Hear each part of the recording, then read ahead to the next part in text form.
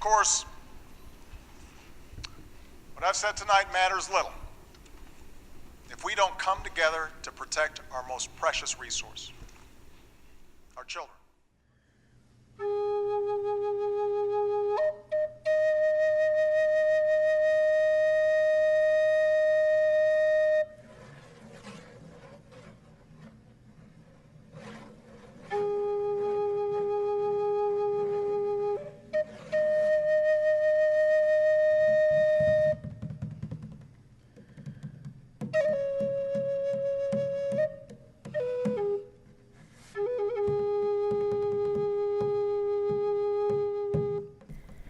In the fall of 2012, an art installation project began in Chicago.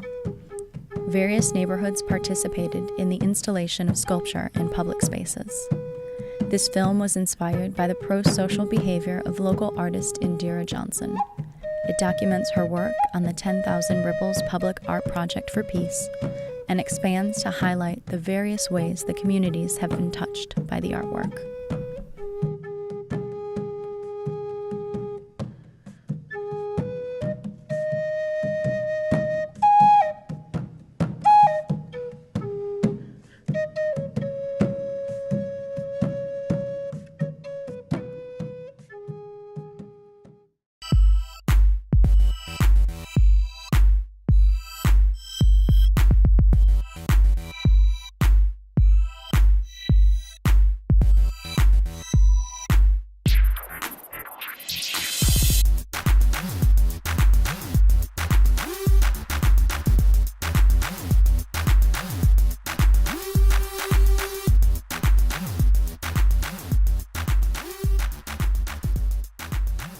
I made some smaller pieces that I had exhibited with a smaller Buddha head. Yeah, but it was always a partial one because for me, that was how it was growing, just like we are all growing. So it was always partial. And from that, I decided to make a larger one, which is not the one of the 10,000 ripples, but an in-between one that's actually in there that you can see that size, which is made out of clay. And I made a mold and we cast, I think, 12 of them, which were then exhibited. There are so many Buddhas, obviously, in India and Afghanistan, and all through Southeast Asia, and they all have different faces. And so I didn't know exactly what I was looking for, but I knew I'd know what it was once I saw it. And so in one of my art history books, I saw this picture of a Buddha, which I really liked. But I didn't like the hair. And so I've got the face of that Buddha, which actually came from Afghanistan. And then the hair, I looked from another Buddha, which is from India, where I wanted that the hair, the pattern of the hair, was the one where I took the face, has curly hair, has the hairs and curls, and it didn't have the effect that I wanted. And so then when I was doing the public art project, when I was looking for a name, that did look like ripples. And that's how the name 10,000 Ripples partly came from.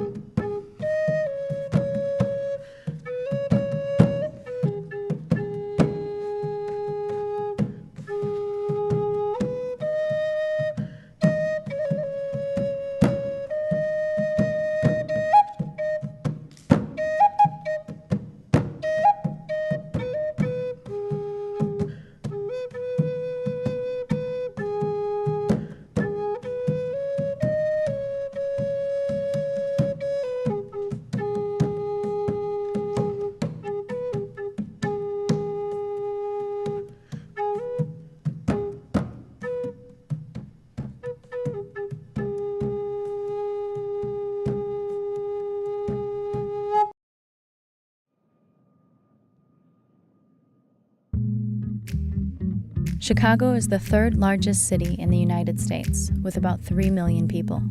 It's located in Cook County, Illinois, and is home to a culturally diverse population. In 2011, the median family income in Cook County was $55,000 annually. Unfortunately, 16% of Chicago's families fall below the poverty line. I'm Amanda Dykema-Ingblade, and I'm an associate faculty member in the Department of Psychology. My department chair, Saba Emanali, was involved with the Art in Response to Violence, and so Indira was working with her on this project, and I think she was interested in assessing how people felt about this public piece of art.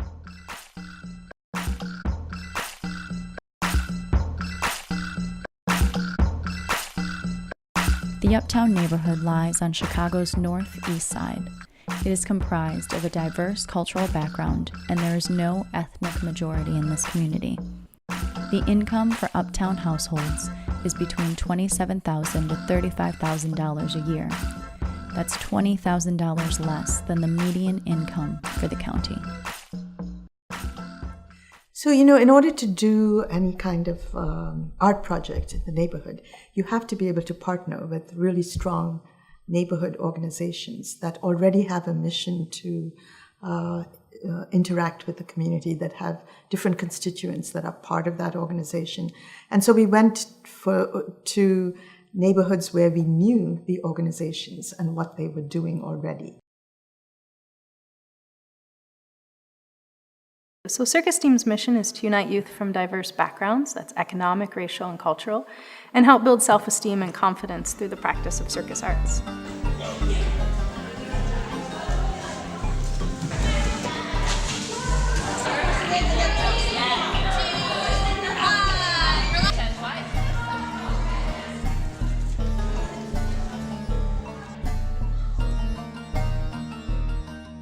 Well, we want to make circus accessible to everyone. We believe that all kids have the right to come and have fun with us, and that everybody could benefit from having self-esteem be boosted and connecting with one another. Uptown is one of the most diverse neighborhoods in the Midwest. There are so many different languages spoken in this community, and there's actually 13 languages spoken in our circus. So we have kids from Egypt and Ghana and Togo and Tanzania and Ethiopia and Mexico and Germany and Argentina and Burma who all come to our program every week. And they have the opportunity to really connect with people outside of their community. And I think that it goes both ways. So kids from the public school or the private school get to come and meet kids from other places in the world and learn about that. But I think in general, Uptown is a community in transition. There tends to be a lot of low-income housing here, but there's also a lot of gentrification going on. And so more and more condos are being developed, and there's quite a bit of tension, I think, in this community. And being able to provide a safe space for our students to go after school is really important. And I think the students from Uptown particularly benefit most from what we do, because we are so close and they can walk here. And we have programming 4 days a week. Our approach really is about just trying to keep them involved as much as possible. The more that they're with us, the less likely they're going to get into trouble. And so we try and keep them engaged. I think Buddha was a concept none of them knew about. Who or what is this? It's just some strange head. And so I think it piqued some curiosity for sure, and allowed the teachers to talk a little bit about the sculpture and what it may represent.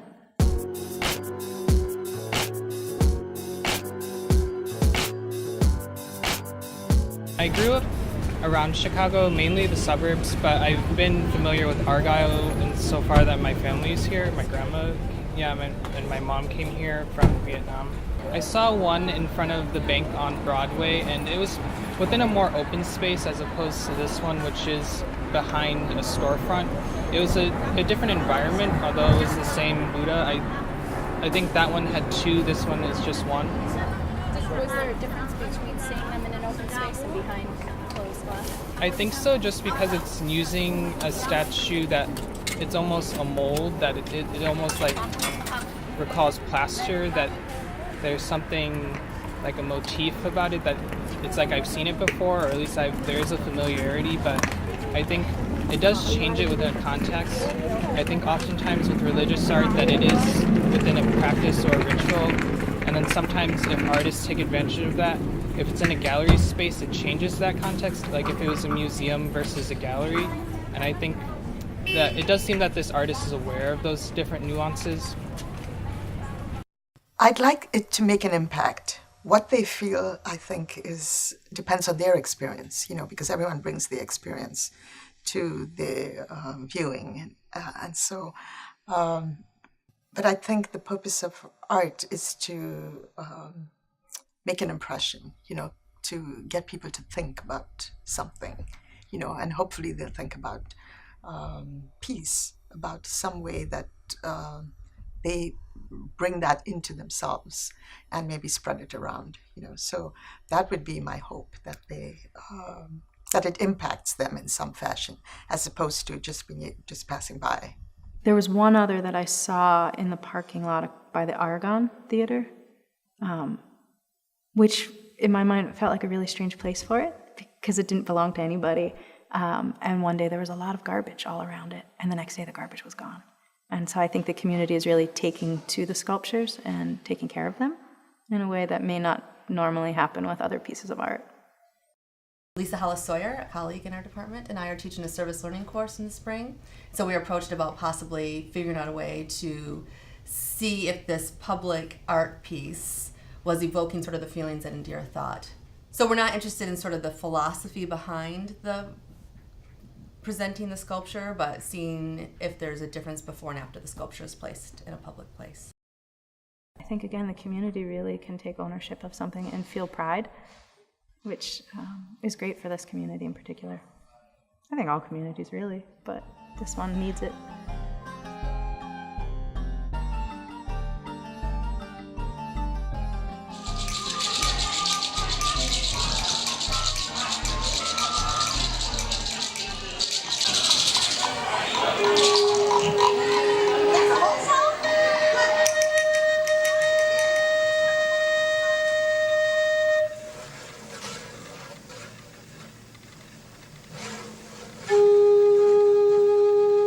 The Albany Park neighborhood is also on the north side of Chicago. It too has no ethnic majority, but has a large Hispanic population. The income for Albany Park families is just a bit higher than Uptown, but still below the median for Cook County, around $35,000 to $40,000 a year.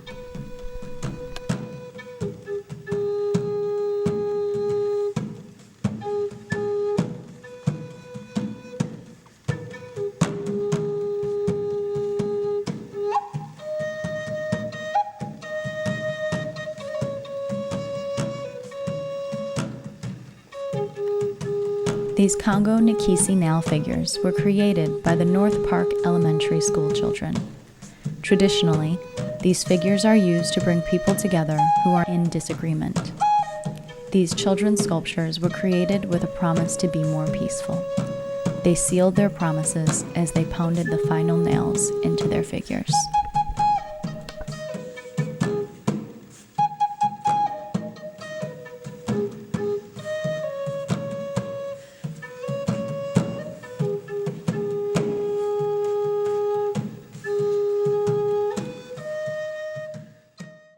I thought that was an amazing project, that the artists and global explorers had done a great job with getting the students to understand about peace. And I actually posted one of the children's drawings, which was, she must have been, from the drawing it seemed like she was a pretty young child. And she had a person with a big gun and it said, "No guns." But the gun was much bigger than the person. And I had posted it, I think my only post that I've done, because it was right after the horrible incident. It just seemed that, that sometimes the children know more than what we know.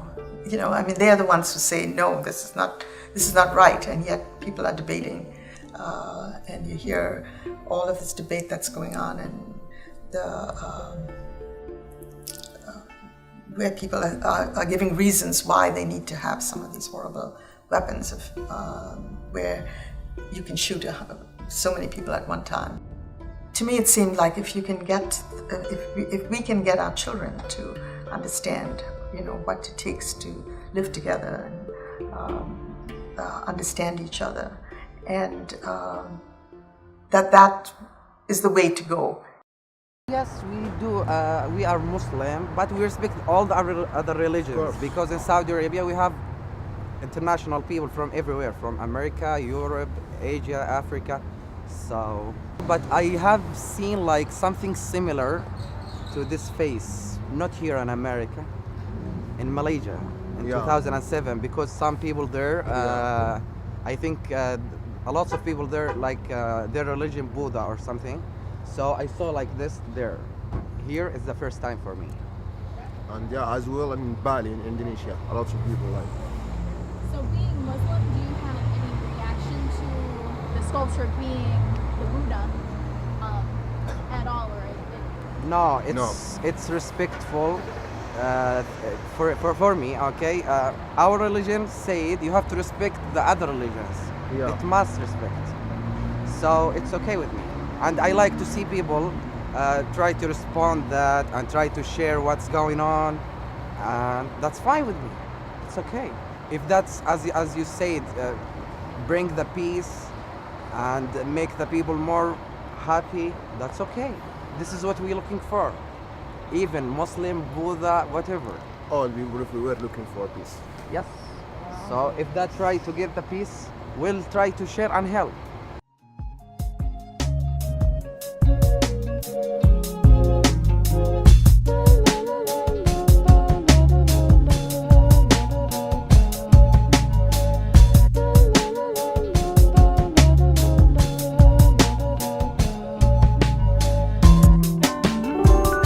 Historically, this part of town hasn't had much cultural activity or representation, and the arts are a great reflection of what's going on culturally in the neighborhood.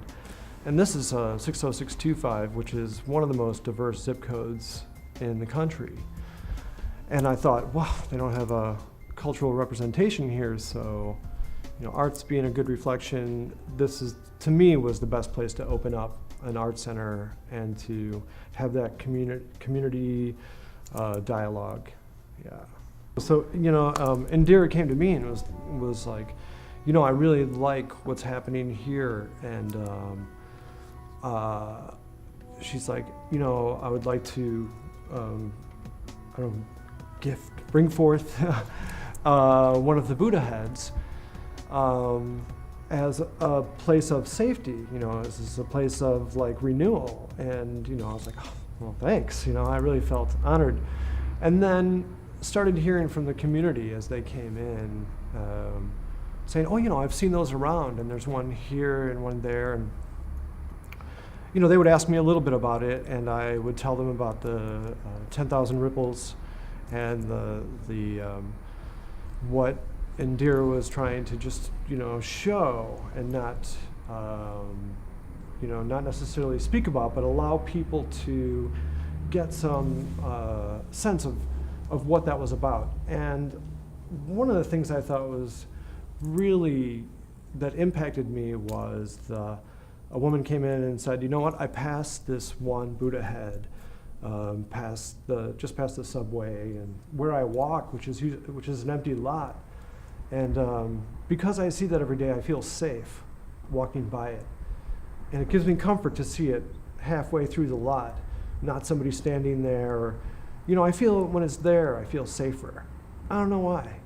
And that made me curious. And people who come by here, who say like, oh yeah, I really like to see that every day. I think that's a meaningful thing, to have that sense of,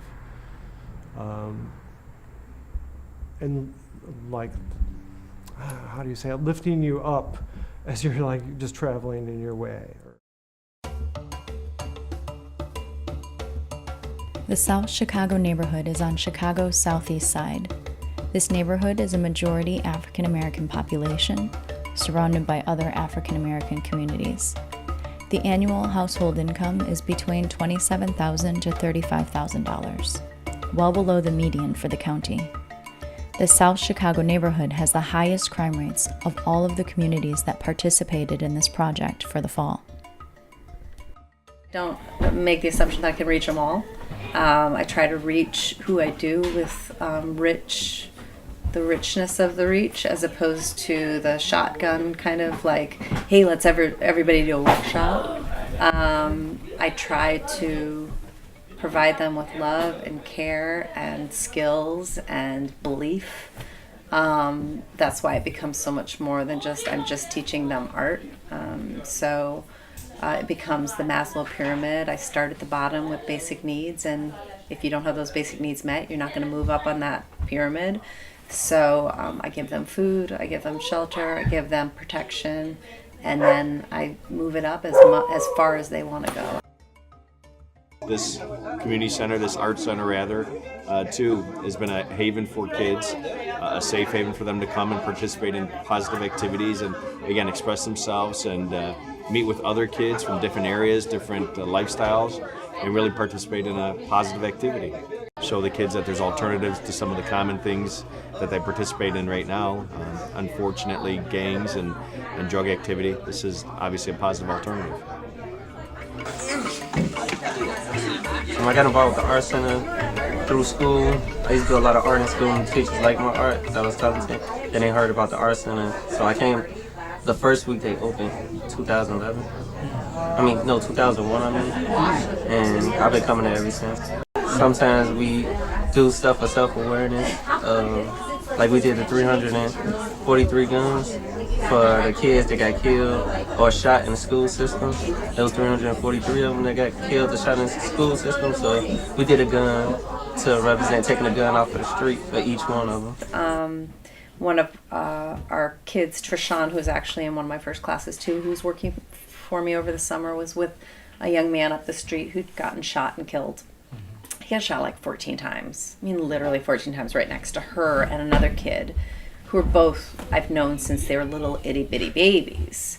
And they held him while he died. And I was just like, I mean, all of the realities of the existence that the kids have to, they're so desensitized to. And that they're just like, that's just the way it is, you know? And they surrender to this quality of life that they don't need to surrender to, and they don't need to live. I was being taught in art therapy is that you don't want to make the viewer a victim. I wanted to make the viewer a victim in this, in a sense. I wanted them to look and be startled, not only by, like some people are startled by the guns, looking at guns, but startled by the amount of them, and that each one symbolized a kid that had been shot, a potential death.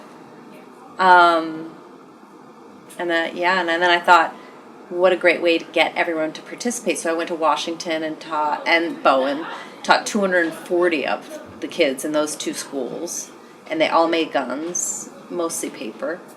And then we did it after school here as well.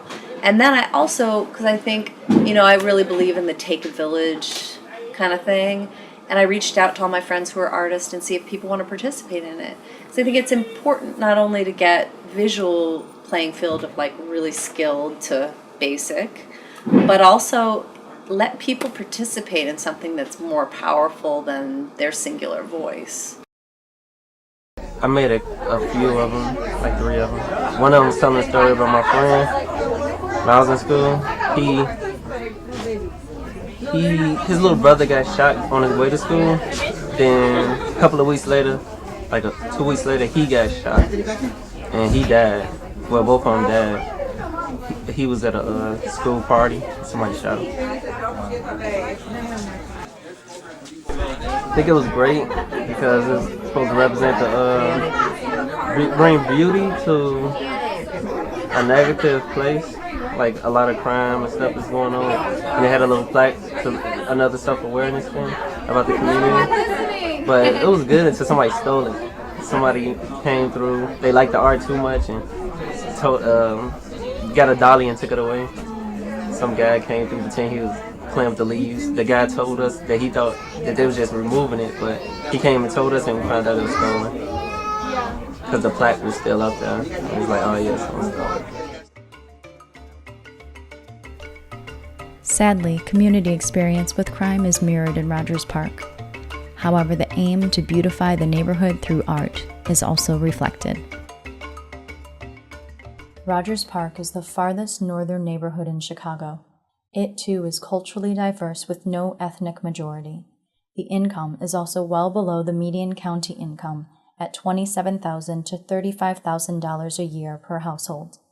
This neighborhood has the second highest crime rates of the fall installation neighborhoods. So, for example, in Rogers Park, Partners for Rogers Park was an organization that we knew, and I had done work with some of the members of Partners for Rogers Park, Family Matters, and housing opportunities for women. So, knowing some of the people in the organization, you knew that you had an into the community then, because as an artist, I'm still an outsider in all of these communities. So you need to have someone who is part of the community, who knows the community. It's a very diverse neighborhood. We have a lot of political dialogue, a lot of social dynamics going on. We have more than our share of tension. We have more than our share of crime. So it's an extremely vibrant neighborhood, and there are very few people that are just disengaged. So I hadn't thought of crime per se. I had thought more of the effect that someone would have looking at this peaceful image and a symbol of peace, and on an individual level, feeling more peaceful. I hoped that in the events that took place around the sculpture, what the communities did in response to having the sculpture there, that those events would generate cultural understanding, interaction, which would then lead to a more peaceful community. There's a concept of religious art and sacred art, as though the pieces of art in and of themselves have this inherent quality that they're sacred. The wrong people can't look at them. The wrong people can't say the wrong things about them. That it's as though the images and the pieces of art have a soul and an essence to themselves. But there's another way of looking at that. Personally, I think that any image, any piece of art is sort of neutral. It's like that unknowable smile of the Mona Lisa. Is she smiling? Is she playing games? What's going on? Well, the Mona Lisa is the Mona Lisa is the Mona Lisa. And what people bring to it and project upon pieces of sacred art, hopefully is respectful. Some people can approach pieces of art like that in a respectful manner, but not with a reverence, because they don't understand it, but they respect it. Similarly, there are people who can approach a piece of art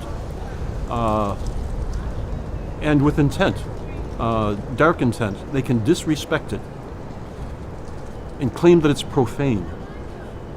Although the image itself isn't profane, it isn't sacred, it's just neutral, but people can confer upon it a sense of the sacred, a sense of the profane, a sense of the mysterious. I'm really feel very good that people have adopted them, and so that they cannot bear to see them vandalized and want to immediately take care of it and bring them back to the original, the way they looked originally. So that's been very reassuring.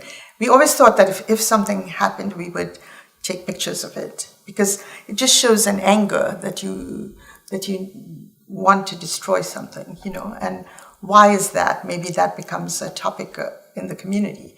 Why does someone feel compelled to destroy a beautiful image, to vandalize it? Rogers Park Business Association requested that this one emerging Buddha head be placed there as a contrast to the violence that was happening on that particular corner of the neighborhood. But the one that is out in the Dunes Restoration Project on the beach, it is just ultimately serene. And I had to go down there, even though it was a nasty day when Hurricane Sandy blew through Chicago. The lake was furious. The winds were extraordinary, and the Buddha was just sitting there as calm and peaceful as ever. So I shot some video, and I titled it, Calm Center in the Storm.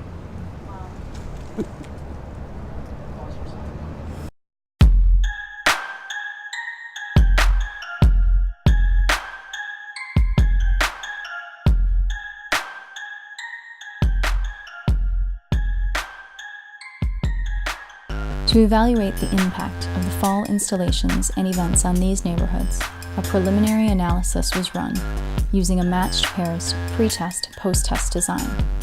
The sculpture and non-sculpture neighborhoods were matched based on total crime for December of 2011. I didn't think that automatically that the crime rate would go down. And, that had not been in my vision. If it does, that's a wonderful blessing, I would say, the wonderful outcome. But that had not been in my planning or my thought process when I was thinking of it. Crime incidences were examined for the last 28 days of 2011 and 2012. Preliminary results indicated an overall decrease in crime for all neighborhoods. However, the sculpture neighborhoods demonstrated a statistically significant decrease in total crime for week 52, with a p-value less than 0.01, and a significant decrease in total crime for the month, the p-value of less than 0.02. The non-sculpture districts did not have a significant decrease in either category. The preliminary results are quite astounding, to have a significant decrease in total crime in the sculpture neighborhoods while the non-sculpture neighborhoods did not. This demonstrates, using a quantifiable measure, the social impact these art installations have on these communities. As the project moves forward through the spring installations, further data needs to be examined in order to understand the full impact this peace project has on the people in these neighborhoods.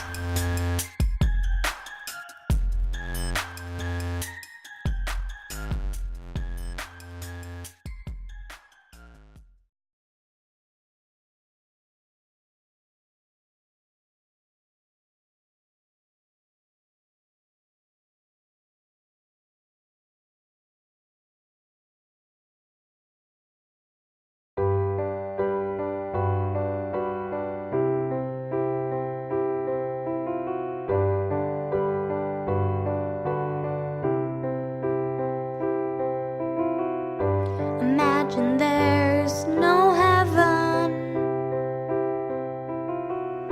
It's easy if you try. No hell below us, above us only sky. Imagine all the people living for today. Imagine there's no countries. It isn't hard to do. Nothing to kill or die for, and no religion too. Imagine all the people living life in peace. You may say I'm a dreamer, but I'm not the only one. I hope someday you'll join us, and the world will be as one.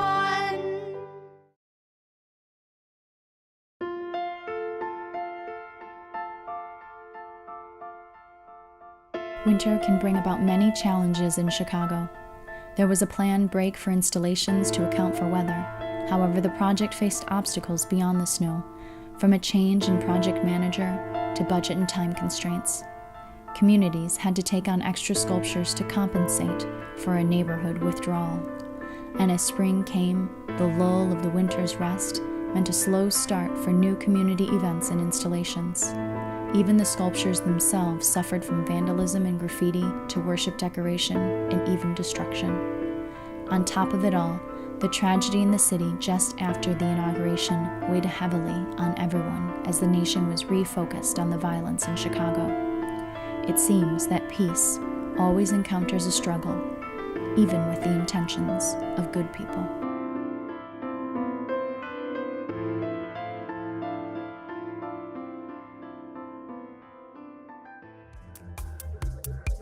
The spring installation neighborhoods included the communities of Pilsen, Back of the Yards, North Lawndale, and Little Village. The median family income for Little Village is $27,000 to $35,000 per year. The other three neighborhoods fall into the category of making less than $27,000 per year. All are more than $20,000 below the median income for the county. Pilsen, Back of the Yards, and Little Village are majority Hispanic neighborhoods, while North Lawndale has a mixed population of African American and Hispanic people. All of the spring installation neighborhoods deal with high levels of crime.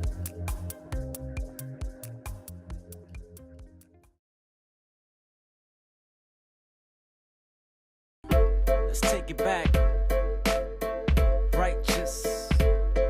Picture a perfect picture. Would it be like a The mixture project of persevered slowly as cold weather intruded on spring installs.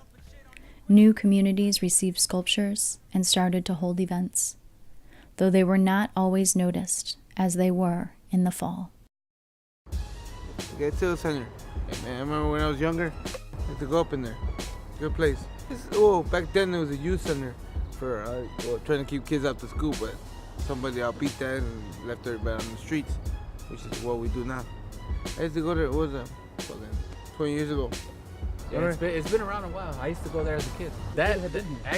I'd never seen the Buddha there. Till right now, till you told me about it. Till right now, yeah. Because before they used to have a little, it was like a little tent with like Aztec designs around it. Oh, that's right. Remember? It was. I tried keeping the scorpion out. That's new. I never saw that. Have you seen the other ones in this one though? Did you just didn't? I didn't even know this one. You know, I didn't even know they were putting like those type of sculptures as a whole. I know they had a march last Saturday. They had a peace walk right here on 18th Street because they just killed a few guys. So they had a. We killed a few guys. Yeah, they had a few walks. And, people just marching around with signs and stuff like that for peace.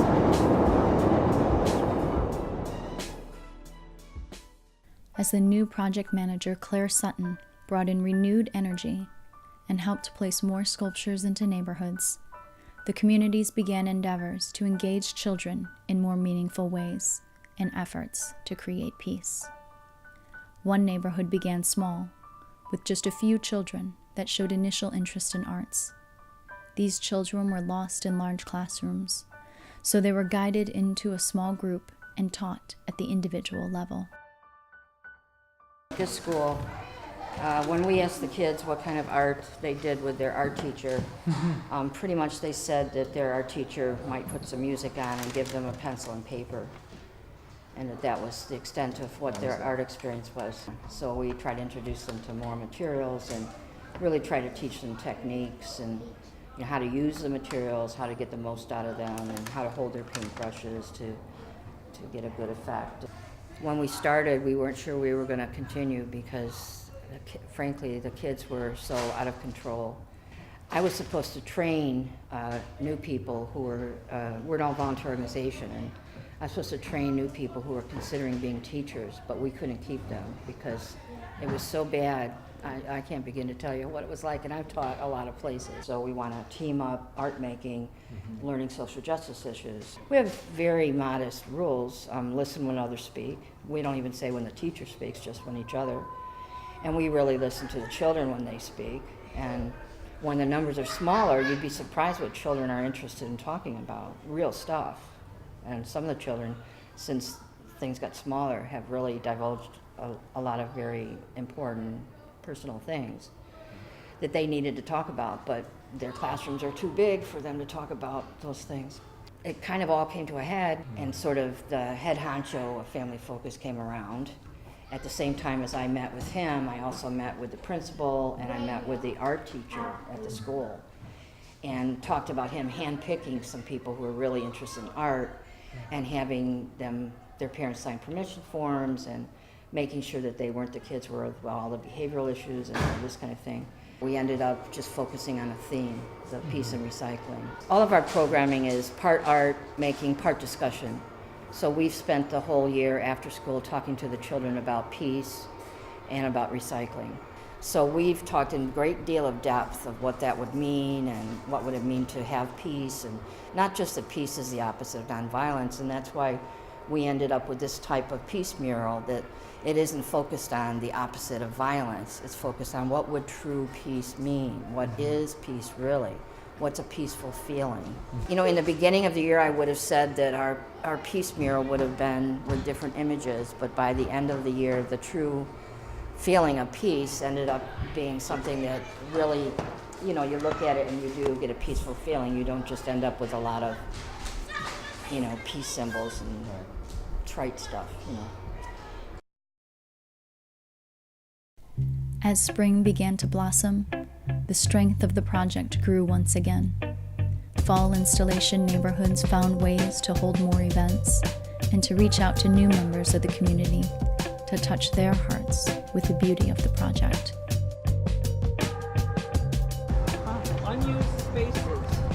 I mean, you think, look at this, we wanted to put a Buddha head here to help people think, oh my goodness, what is this empty lot doing here in our community? Why is it empty? How does it make you feel when you see this big empty lot filled with weeds and litter?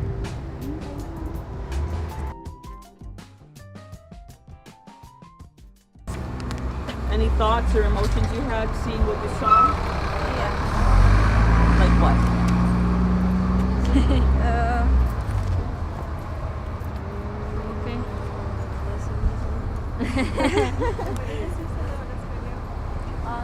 Me gusta todo.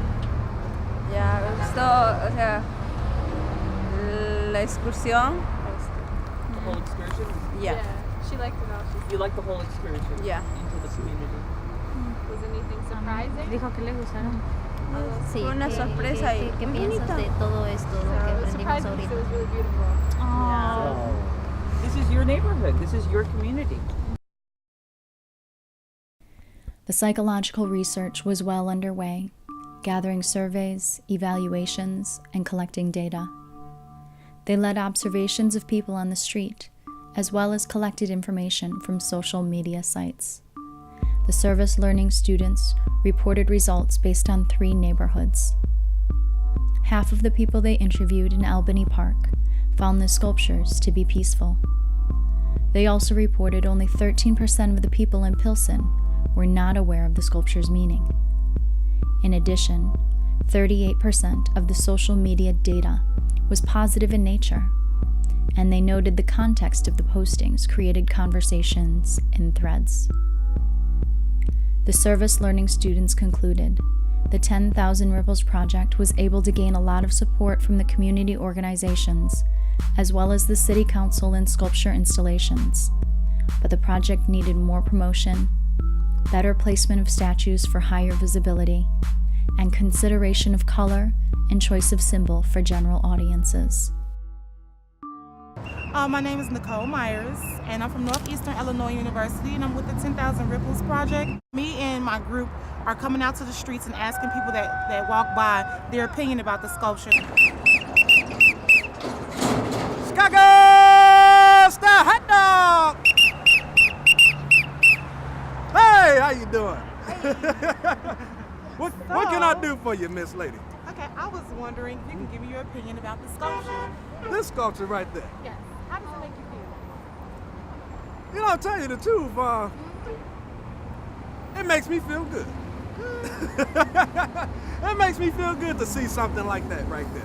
You know, it looks like it kind of brightens up the neighborhood and the community, you know, and it's, I don't have a problem with it. Like, does it make them feel like peaceful? Do they understand what the artist is trying to portray? I don't know exactly what it means. So when you look at it, you don't know what the artist is trying to display? I really don't. You know, I don't know I really don't, but I know it has some kind of meaning to it. And do they think the community will come together peacefully? It's a possibility because people can gather around and talk about what the meaning of this sculpture is. Yeah. So, yes, you know, anything that's positive is always good. So So I don't see nothing negative about it. I see nothing but good and positive. Yeah. When we first started, we were out on some really cold days, so that made it a little uncomfortable. But as far as the actual project, I feel good about it. Like, I'm really liking the interaction between me and the people on the street. People are seeming like once I bring their attention to the sculpture, they're intrigued by it. So I'm feeling good about it.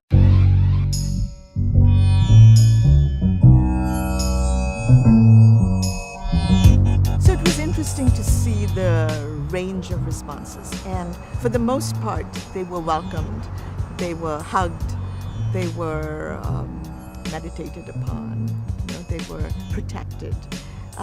There were a couple of cases where they were graffitied, and invariably the local residents were very upset with it and automatically either cleaned it themselves or let us know so that we could clean it up. There were a couple of them that were actually destroyed, and that was, an opportunity to see the violence in that community and figure out how to respond to it.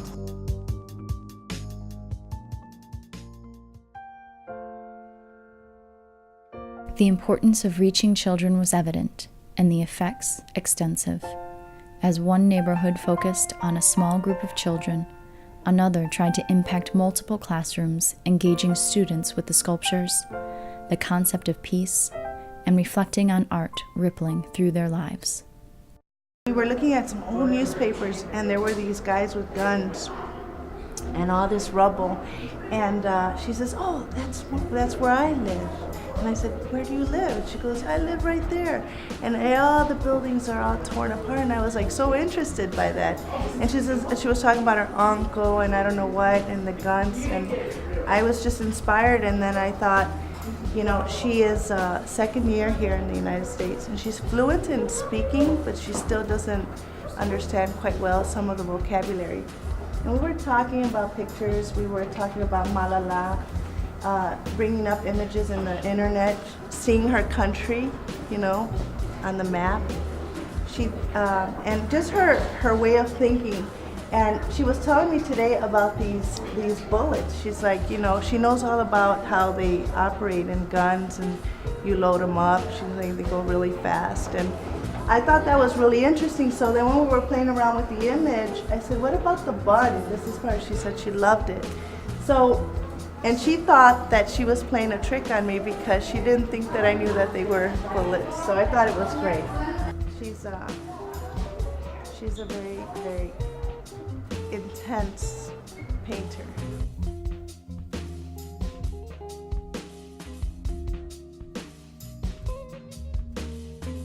Every year we lose a student and or a parent or something like that. Unfortunately, this year we lost someone that was a sophomore, I think, in high school. Very popular young man who lived right around the block. He got shot in front of his house. And we were still in school. We were exiting the teachers were going into the parking lot, and they heard, Jaime got shot, Jaime got shot. And sure enough, it was him.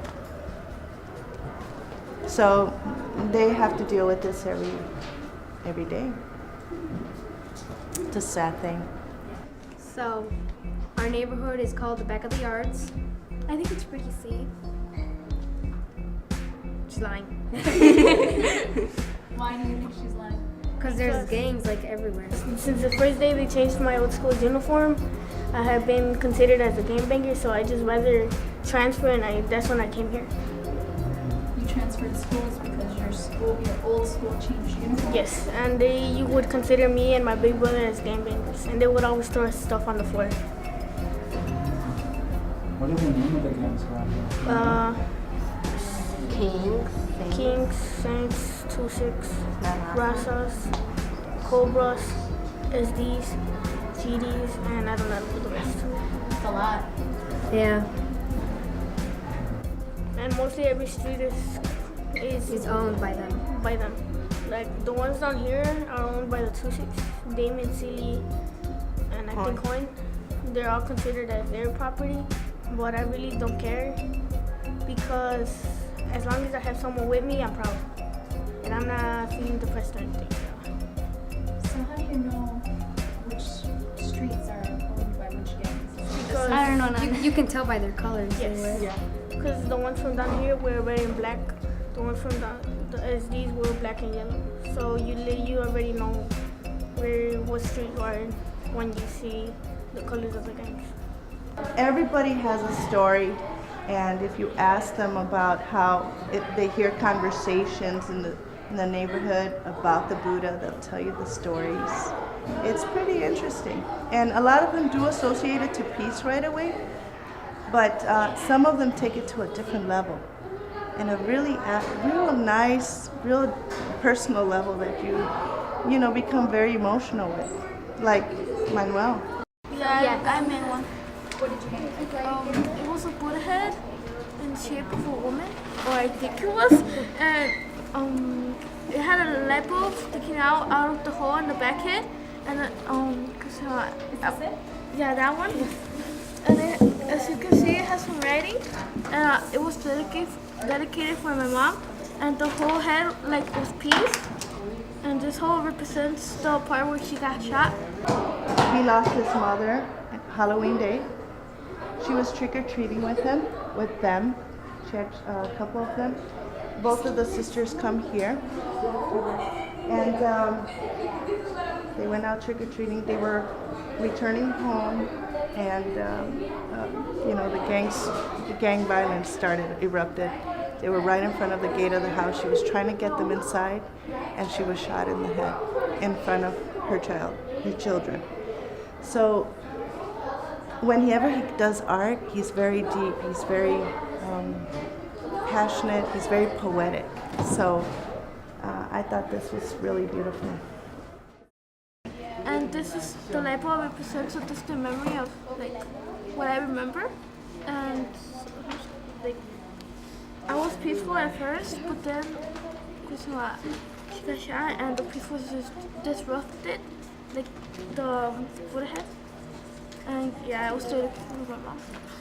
My concept is conscience. My Buddha head appears to have a hole in the head. I did the hole there because that is where my mom got shot. My mom was like the Buddha head, peaceful. But then my mom got shot and the peace was disrupted, just like in the hole in my Buddha head sculpture. Then there is a light bulb coming out from the Buddha head. That represents a deep, clear memory when my mom. In my conscience, there exists the shared peace of my mother and the memory of her being.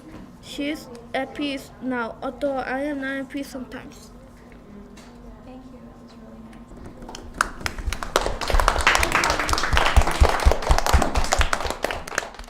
really nice. When I was around the Buddha head, it felt safe, and when I was away from it, it felt unsafe. So every time I came by, I felt safer than any other place. And if that would change, I would wish there was a Buddha head in every step of my life I took. The message of peace was moving throughout the city as the ripples flowed into events happening outside the boundaries of the neighborhoods with sculptures. It brings peace. It reminds me of peace. The first time I saw one, that's what I thought. I said, oh, peace. I see at Lawrence, right in front of the bank, there's two. I was going somewhere in Evanston and I saw one. I think it's a Whole Foods up there, and I saw one somewhere near there. Just, you know, and in passing, I saw maybe a couple of others, and I said, somebody has the idea for peace, and that's wonderful. I'm from Ohio. I was just visiting friends, and I read in a little paper that this is going on, so I came. I think they're very beautiful, very creative. Yeah, I think we need a lot more interaction. Things are not the way, you know, in this country, the way they should be, you know. I mean, we have, everything is supposedly free, we're open to everything, but yet it sort of seems that people are sort of closed in, living in whatever, all these little cocoons separate. And I don't know, it's a good idea. Even though it was just outside of the city border, Evanston, the suburb where Johnson's art studio is located, became a stronghold for fostering the message of peace and became a focal point for promoting the project.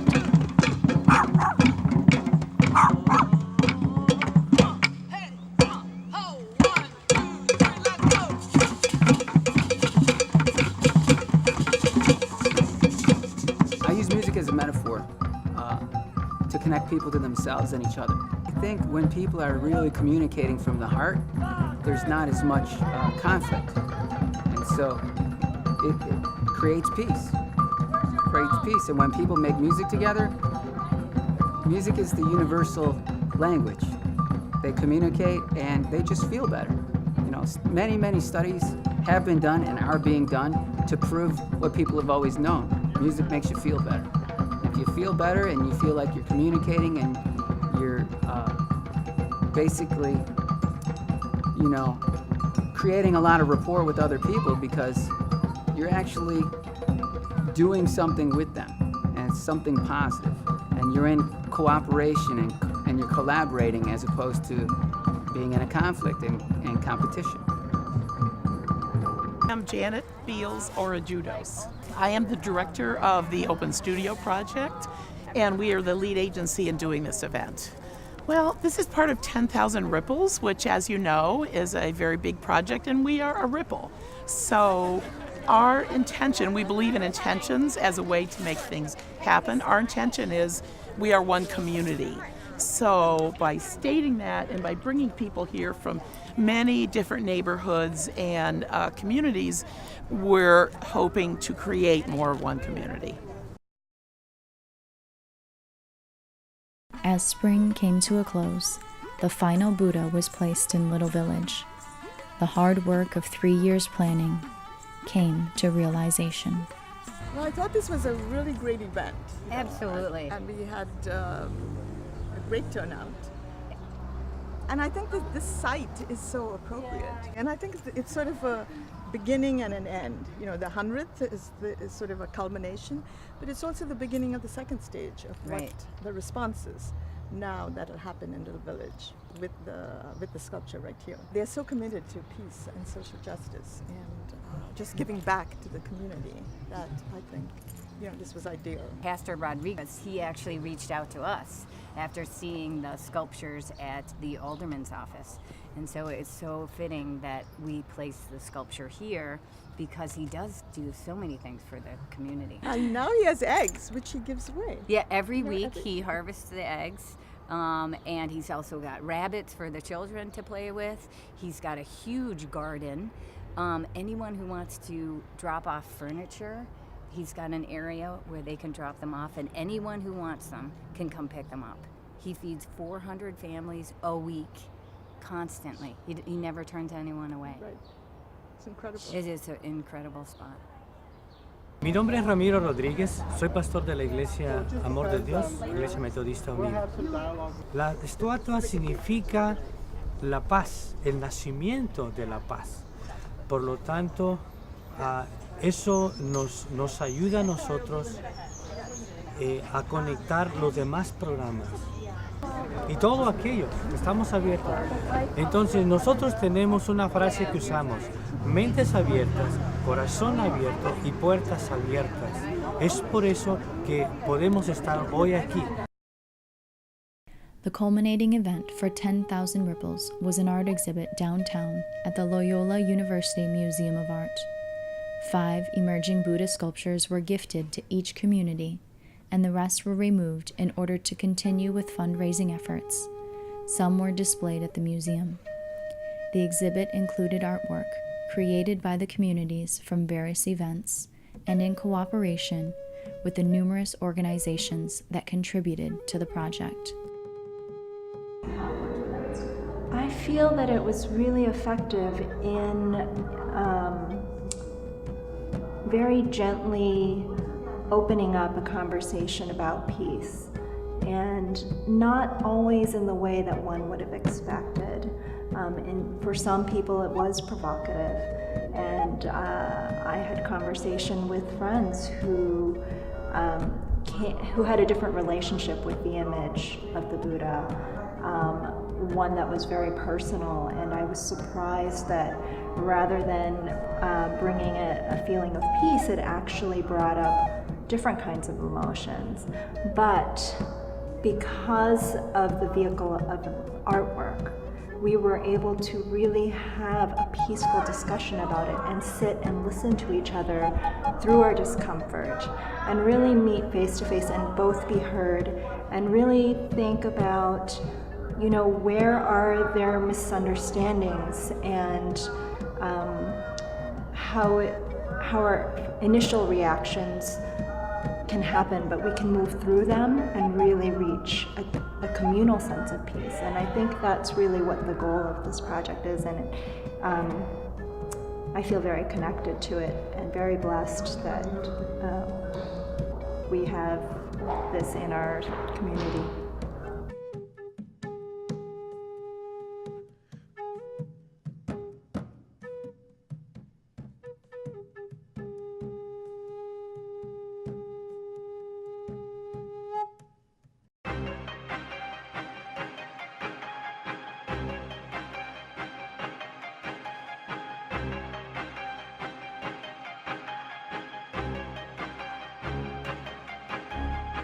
In order to evaluate the effects of the Peace Project on these neighborhoods, this study used a matched pairs, two-way, repeated measures ANCOVA. Neighborhoods were matched based on total crime incidences for May of 2012, prior to sculpture installation. This study used number of weeks as a covariate to account for the effective time since the sculptures were installed. The pre-test and post-test data was collected using the City of Chicago CAPS crime data reports by police district, just prior to the removal of sculptures for display at the museum. The suburb of Evanston was excluded from data analysis since it was not within the city limits and could not be matched demographically. Overall, there was a decrease in crime in all districts used in this study. However, just as preliminary data from the fall demonstrated, there was a significant difference in the decrease in crime between sculpture and non-sculpture neighborhoods for week 22, with a p-value of 0.024. Sculpture neighborhoods had a 24% decrease in crime, while the non-sculpture neighborhoods had only a 9% decrease. Though not significant, the same pattern is seen in crime incidences for the month, with a 22% decrease in crime compared to a 16% decrease, and for the year, with a 15% decrease in crime compared to 10%. Overall, the interviews shown in this film illustrate the connection that individuals from these neighborhoods felt from viewing the sculptures and their experiences with the art-based events within their communities. They demonstrate how one artist can have a large impact on numerous individuals through community interaction. The analysis on crime incidences further substantiates the effects of community involvement in a specific effort to create peace. The data suggests a sociocultural impact on crime in these neighborhoods that is more robust than the neighborhoods that did not participate in the 10,000 Ripples project. There are, however, limitations with this research. The crime data collected was restricted to public record crime reports and by date of access. There were also numerous stories and events that could not be included in this film. Furthermore, it became apparent in the interview process that the number of events by the communities was dependent on the capability of the neighborhood to obtain a volunteer to coordinate a project of this magnitude. Though the principal project has completed its installations and main event, the impact of this art is still pervasive as 10,000 Ripples community events continue on throughout the city.